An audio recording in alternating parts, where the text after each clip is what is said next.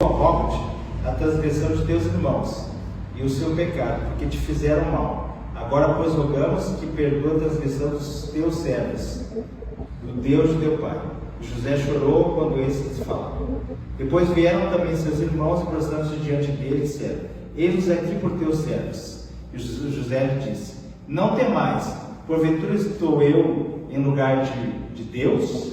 Vós bem tentaste mal contra mim, porém Deus o tornou em bem, para fazer como se vê neste dia, para conservar em vida um povo grande. Agora, pois, não temais, eu vos sustentarei a vós e aos vossos meninos. Assim os consolou, falou segundo o coração deles. Aqui nessa parte aqui, o pai de José, Jacó, já havia morrido, mas nós queremos voltar um pouquinho na história. Nós sabemos que José era o filho predileto de Jacó. Tem alguém de vocês que já foi filho predileto do pai aí? Quem? Então é a única. Eu não acho que o Samuel predileto, a Sheba, no meu coração, os três são iguais. E a gente ora por isso. Mas sendo assim, tinha problemas. Já que está tendo transmissão, preciso mandar uma mensagem para uma família que me cobrou da outra vez. Um abraço aí para a Sônia, o Fábio, o William, para a Bruna, para o Andrei e para o Gael. Deus abençoe vocês. Apaga aí a dívida. Deus abençoe vocês. E os irmãos de José tinham o que de José? Ciúme dele. Você já conviveu numa família que tinha ciúmes? Já, tá? E às vezes na igreja também. E ele trazia notícias para o pai, como é que ele estava no campo, o que ele estava fazendo. E para aumentar esse ciúme, o que José ganhou? Uma túnica de mangas compridas, deve ser muito bonita, né? Aí então, aumentou mais ainda. E quando eles viram José vindo no campo, eles planejaram matar José. E eles se lançaram sobre José. Mas um deles deu a ideia, para, em vez de matá-lo, colocar num poço. E José foi colocado lá naquele poço, sem água. E ficou lá no fundo daquele poço. Pediu para eles tirarem, viram eles comendo lá fora, rindo.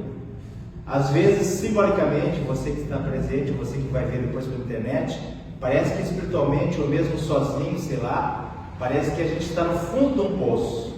Alguém já sentiu alguma vez no fundo do poço, até com a saúde, sozinho?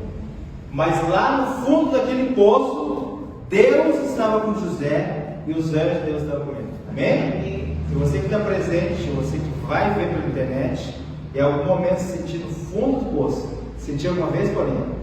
Deus está com você e os anjos de Deus. Amém?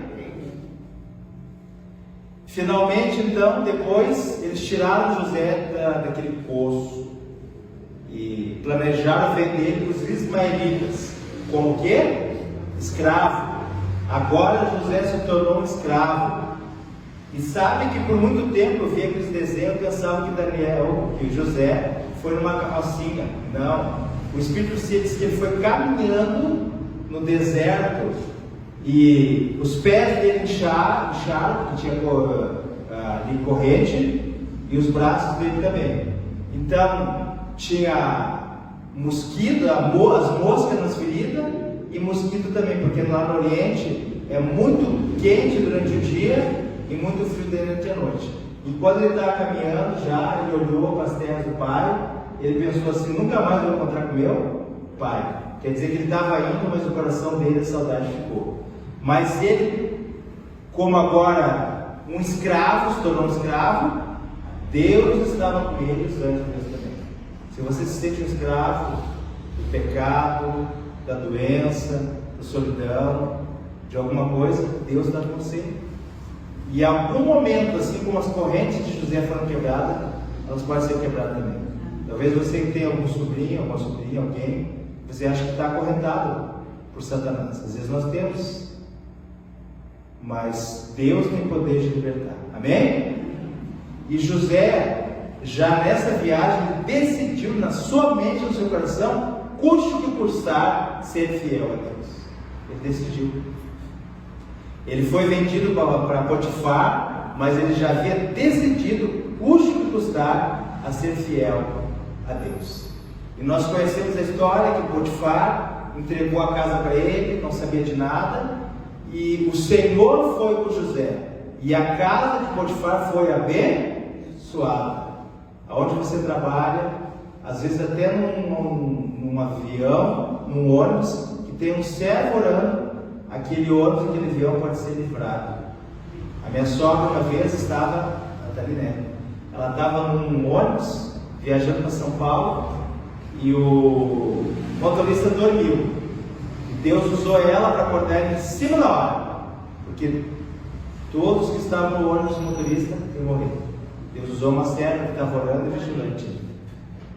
Então, Deus abençoou a casa. Mas chegou o momento que o diabo entrou na esposa de Potifar e ela tentou fazer ele adulterar com ela. Ele começou a assediar. E ele disse assim: como cometeria eu tamanho mal contra o meu Deus e contra o meu Senhor? Não foi na hora da tentação que ele tomou essa decisão. Ele já havia decidido no coração. Às vezes, se nós deixarmos para a hora da tentação da prova, talvez a gente não exista. Antes já tem que decidir. E ele saiu correndo. E ele ficou com a parte do casaco dele, da túnica. E ela já fez aquele berreiro. E já inventou que ele tinha agarrado ela. E Potifar, então, vai colocar José aonde? Numa prisão. Vai colocar ele numa prisão. E Deus vai abençoar ele também lá. De tal forma que ele vai se tornar lá o chefe do carcereiro, vai cuidar dos presos lá. Vai ter que cuidar do pão, da comida. E na verdade, Deus estava ensinando para José um princípio de administração. Porque Deus queria que no futuro ele fosse o administrador de coisas maiores. Desde o poço, desde ser escravo, desde agora ser preso, Deus estava moldando ele. Você tem que entender, às vezes você está passando por solidão, por tristeza, por decepção, por traição, por escassez. Deus está planejando você, preparando você também, preparando a mim também, para algo melhor, para algo maior. Porque o melhor de Deus ainda não aconteceu. O melhor de Deus ainda não aconteceu. O melhor de Deus ainda está por vir para você, amém? Não pense que terminou. Assim como no fundo do poço não terminou para José, como escravo não terminou, lá na cadeia não terminou, ainda não terminou. O melhor de Deus está para vir para você. O plano de Deus ainda não se concretizou. Amém? Pode deixar isso, mas depois para ver, tá? Obrigado. Queridos, quanto tempo José ficou lá na prisão? A Bíblia diz que foi 2 anos, a Bíblia fala que foi 2 anos. E o Espírito Santo também. Enquanto ele estava lá, o copeiro e o padeiro tiveram um sonho. E ele foi usado por Deus para interpretar. Que era o copeiro, voltaria para o palácio do faraó e ia servir. E o padeiro em 3 dias seria o quê? Enforcado e morto. E tudo isso aconteceu. Só que ele disse para o copeiro: quando tu voltares para lá, lembra-te de mim. E passou 2 anos e nada. O Espírito Santo fala que a barba de José cresceu, o cabelo também, deixou as unhas crescer.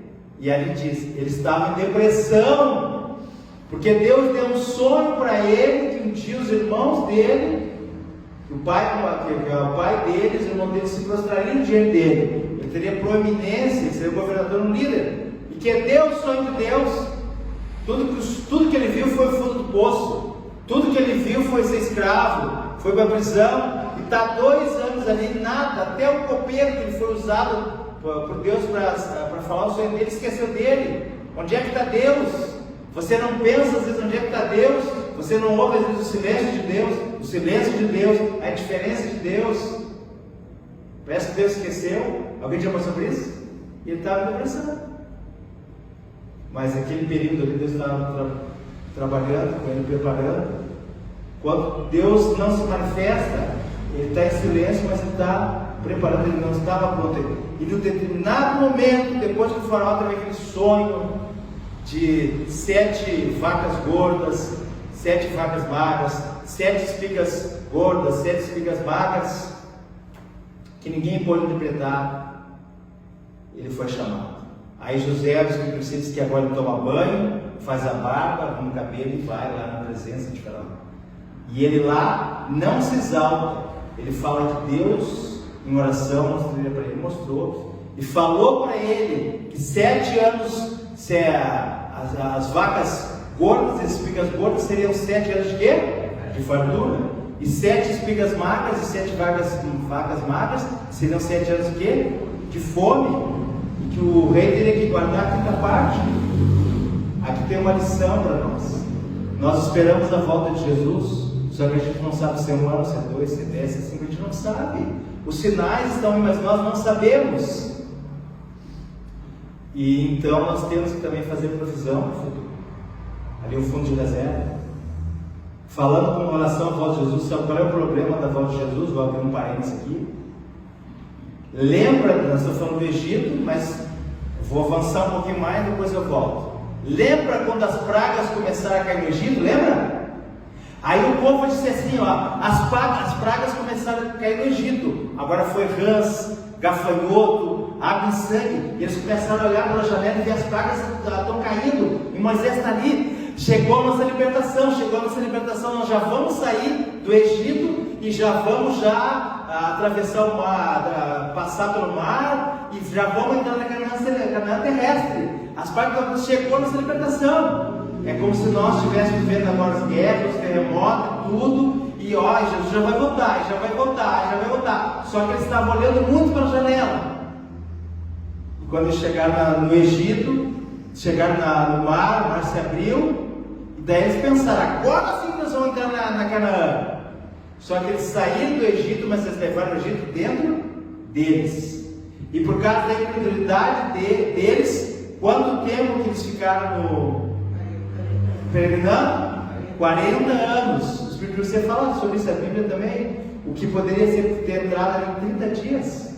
Então, trazendo para nós, Jesus está voltando, pode ser agora, pode ser depois, mas enquanto nós estivermos olhando só, não é só porque tu falou veja, o tranco, para isso, para aquilo outro e tal, e a gente não se consagrar e clamar pelo caráter de Cristo, talvez a gente fique mais tempo aqui, porque a gente não proclama, não se envolve, não se prepara, porque a gente está só olhando pela janela. Mais que olhar para a janela, para as coisas que acontecem, não que não tem que olhar, mas olhar para dentro de nós, para a nossa igreja, e pedir a renovação, o renovamento, a transformação, a ação de Deus. Vocês concordam?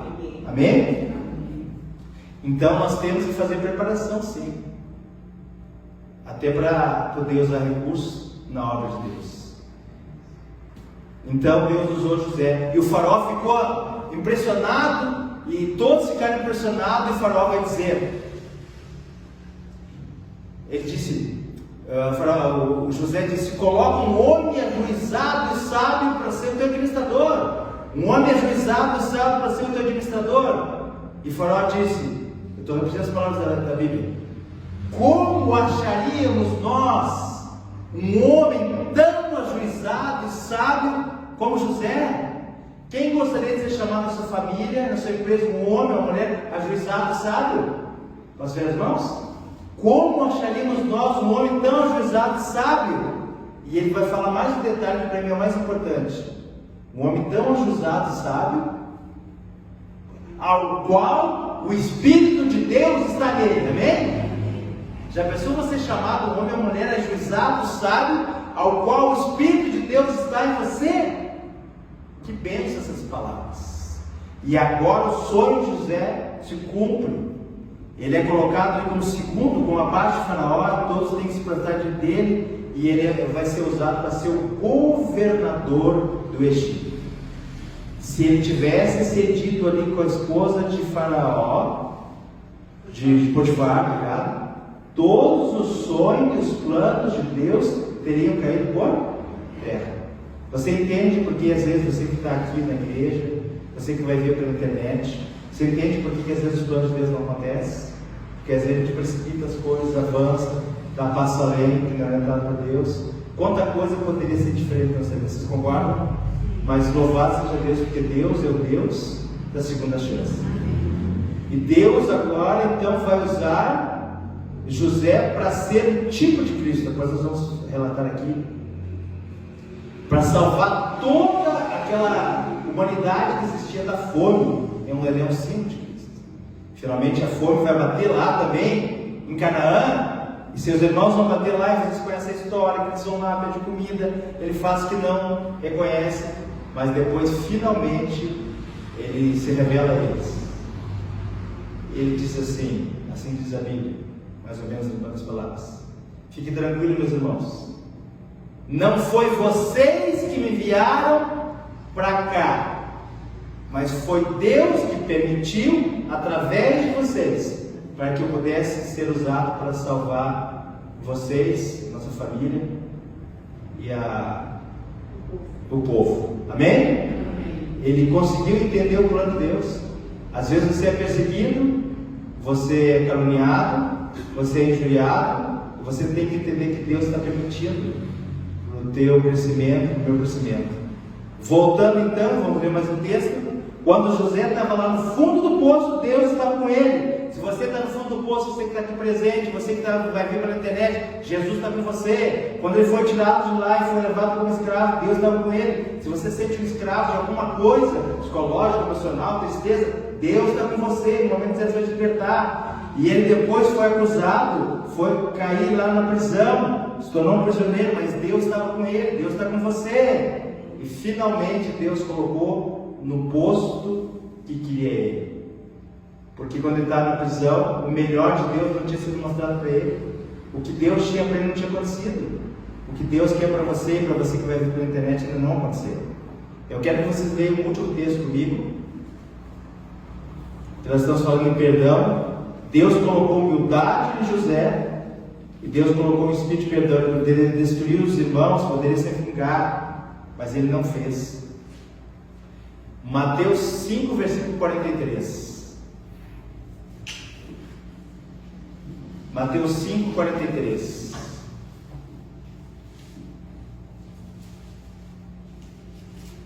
Mateus 5, 43.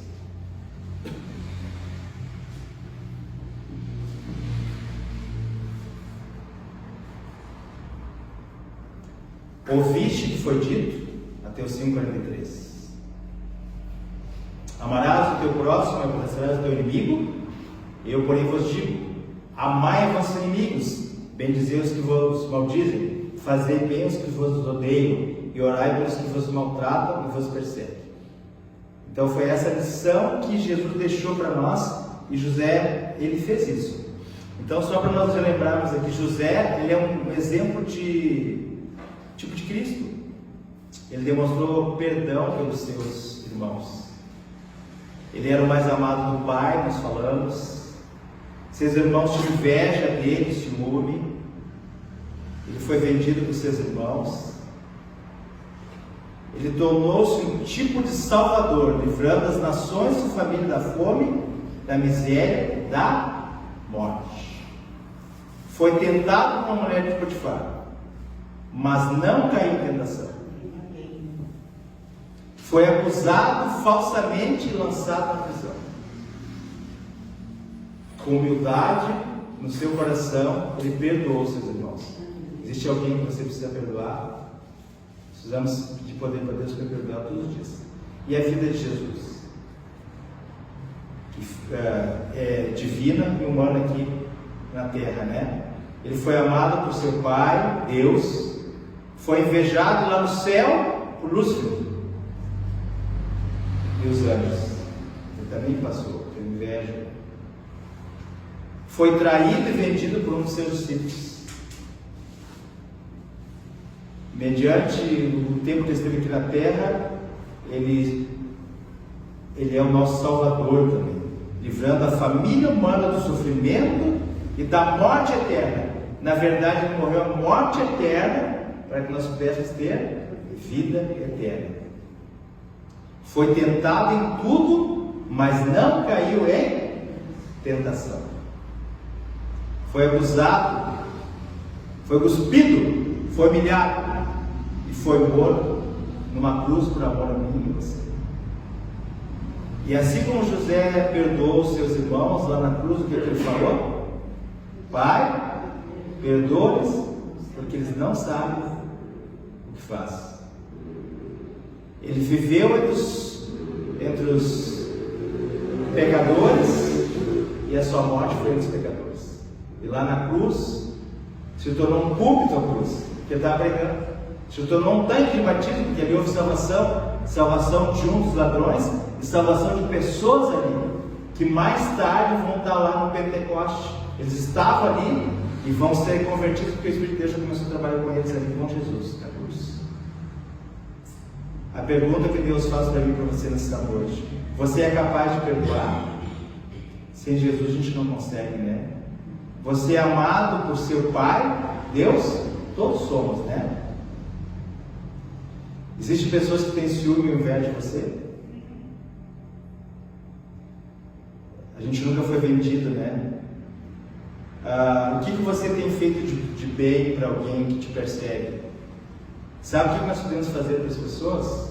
Pregar o Evangelho e falar de Jesus, do amor dele. Amém? Nós temos que pregar o Evangelho com a Bíblia e com a nossa vida e falar do amor dele. Qual é as pessoas que você quer ver no céu? Temos que orar por elas. Às vezes são pessoas que nos perseguem, nos fazem mal, nos machucam, nos pisam. Você foi acusado falsamente por amor a Jesus? Tem pessoas que às vezes são fiéis a Jesus, são acusadas. Quantas injustiças já teve? Você já foi tentado e foi vencido pela tentação? Jesus oferece perdão, salvação, restauração e nova oportunidade.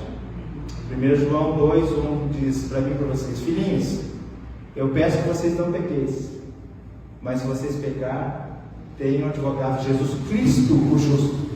Então nós temos Jesus para nos perdoar cada dia. E temos que oferecer esse perdão para as pessoas. Sem Jesus nós não conseguimos perdoar. Mas com Jesus, se o Espírito Santo estiver em nós, nós vamos ser homens e mulheres de perdão. Quantos nessa noite gostariam de pedir Senhor Jesus? Eu quero seguir o exemplo de José. Eu quero seguir o exemplo de Jesus. Eu quero ter um coração perdoador. Amém? Você também? Jesus abençoe todos. Vamos orar. Querido bondoso Deus, hoje nós estudamos sobre a vida de José e de Jesus. Nós vimos que José foi traído e Jesus também. Nós vimos que José foi vendido por moedas de prata e Jesus também. Nós vimos que Jesus foi acusado e José também. Mas José foi usado para ser um salvador da morte física por falta de alimentação. E Jesus foi e é o nosso salvador para que possamos ter vida e vida eterna. José foi usado por Deus e perdoou seus inimigos. E Jesus veio para oferecer perdão e salvação para todos nós. Que nós possamos aceitar o perdão de Jesus e seguir o exemplo de José e de Jesus, de ser homens e mulheres guiados por Deus, pelo Espírito Santo, para oferecer perdão para todos. Leve nós em segurança, abençoe aqueles que vão ver pela internet, por suas outras dificuldades, possam ser abraçados por Jesus. Traz nós em segurança no próximo sábado para te adorar e te levar, e leve nós nos teus santos anjos. Nós oramos em nome de Jesus e pelo sangue de Cristo Jesus, que tem poder. Amém. Um abraço para todos vocês aí do canal. Não esqueça de se inscrever e compartilhar. Grande abraço.